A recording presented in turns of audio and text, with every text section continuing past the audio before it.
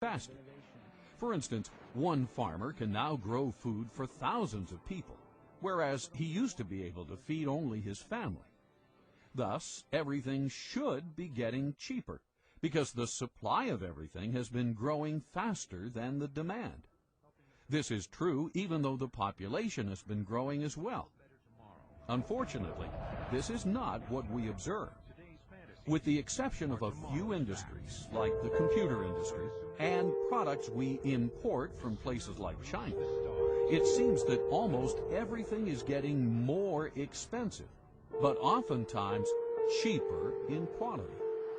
How can this be? Over the decades, the productive energy of society seems to be getting siphoned off.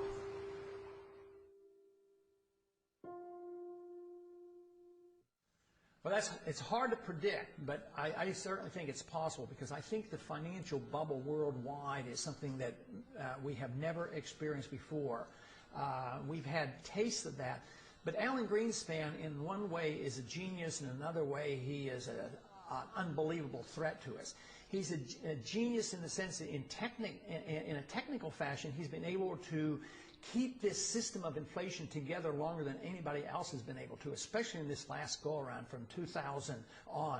With the collapse of the NASDAQ bubble, we really didn't have much of a recession, because he immediately started inflating massively, taking interest rates down to 1%. And now, of course, he's a little bit frightened about the bubble, and he's curtailing credit to some degree. But the dollar has become the gold of the world. The world central banks have accepted the dollar as if it were gold.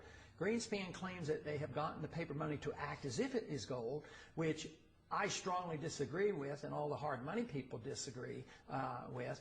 But I believe he's been capable of creating this huge financial bubble, and the world has not yet seen what may come of this. So I suspect that depending on when it comes and what we do, it could very well end up into a much worse situation than the Great Depression.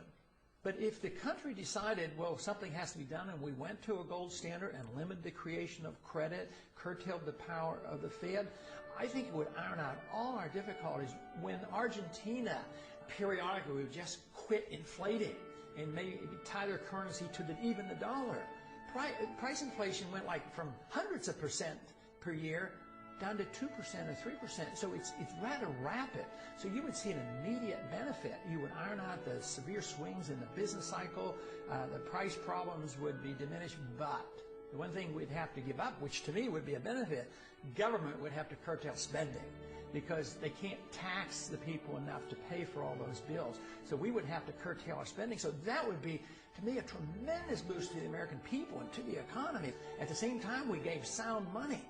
I mean, this would be fantastic. Within months, there would be some people who would suffer from the adjustment period, but it might be the people who have benefited so much over these years. But the average person, the poor person, the jobs would become available. So it would not take a long, long time. What would take a long time is if we refuse to consider it, and the problems get worse, and we have a severe recession or depression and huge inflation, and we do all the wrong things.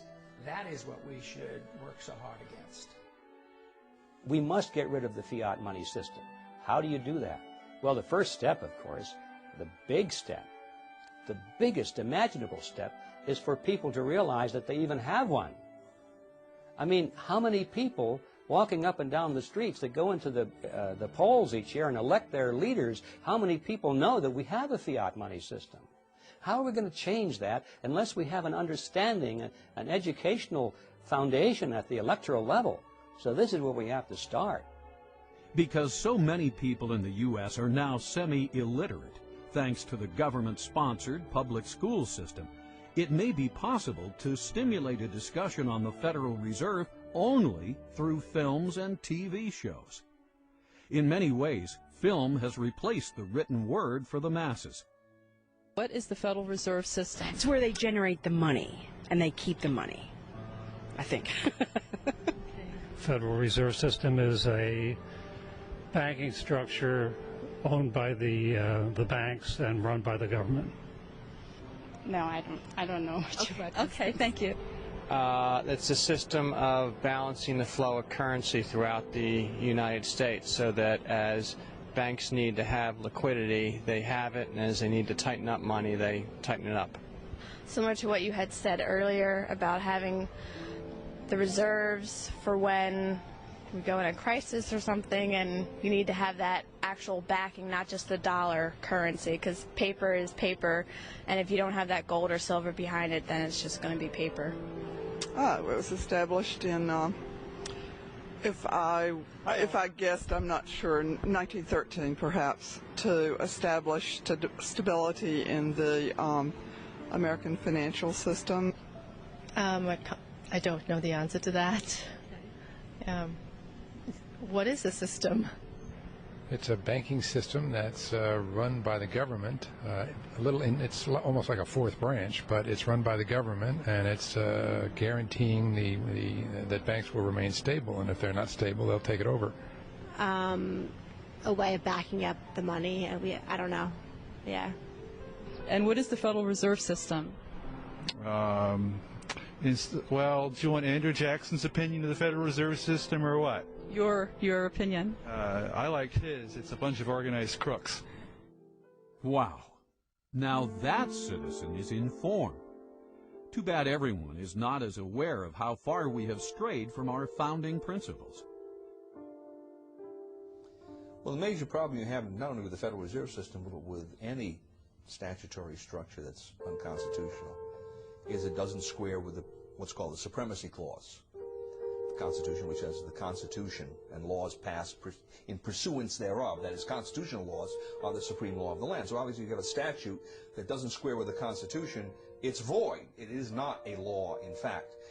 So the question then arises, well, how does that square with the oath of office of representatives, senators, judges? And the answer is it doesn't. That when they come face to face with a statute that is in contradiction of the Constitution, they are to treat the Constitution as the supreme law and treat that statute as void. So that's number one. Here we have a system, the Federal Reserve System, that has all of these constitutional problems, and everyone is essentially looking in the opposite direction. So that doesn't square with the oath of office. And one would think that the president, being the head of the executive department, in which we find the Treasury, Department of Treasury, right, which interacts quite closely with the Federal Reserve, might have something direct to say about that. And then, of course, the president has a specific constitutional duty to take care that the laws be faithfully executed, and the supreme law of the land is the Constitution. So you would expect, on top of all of this, that he would be saying, wait a minute, if the Constitution doesn't square with the Federal Reserve Act in one or more ways, then I should be giving directives to the Secretary of the Treasury to take certain kinds of action to deal with that. And, of course, we see exactly the opposite. We see the Federal Reserve people, usually the chairman of the Federal Reserve, comes to Congress, and he tells Congress directly, and usually tells the president, at least indirectly, here's how monetary policy is going to be implemented. So the Federal Reserve is the tail that's wagging the dog when we have all of these questions that it may not be legitimate at all in whole or in part. If you want to see the way power goes in a system or the way the laws are corrupted, follow the money, and the Federal Reserve is a huge agency for the creation of money. If you study monetary history throughout thousands of years, you will find out that paper money has been tried many, many times, and it never succeeds. It always ends badly. The question is when will the dollar end badly? Will it be next year, or in 5 years, or 10 years? I'm convinced it will end unless we do the right things, and that is restore soundness to the money, put restraints on our government, either strictly curtail the power of the Fed or get rid of the Fed. That will be the only way you can save the dollar. But if we continue to do what we're doing now, we will eventually destroy the dollar. Throughout history, as governments grow, they limit the individual's rights. The same thing happened in the Roman Empire. We know this from history, but we also know it from Shakespeare's wonderful play, Julius Caesar. As we start moving toward a bigger and bigger government, it's going to mean that the individual no longer has the right to own his property, the right to do what he wants, the right to live freely, the right to worship as he wants, the right to speak as he wants. The government starts to tell us what to do. Most of the time they think they're telling us what to do in their best interest, but the trouble is that government, as Adam Smith pointed out, John Locke pointed out, is the great thinkers of all time have always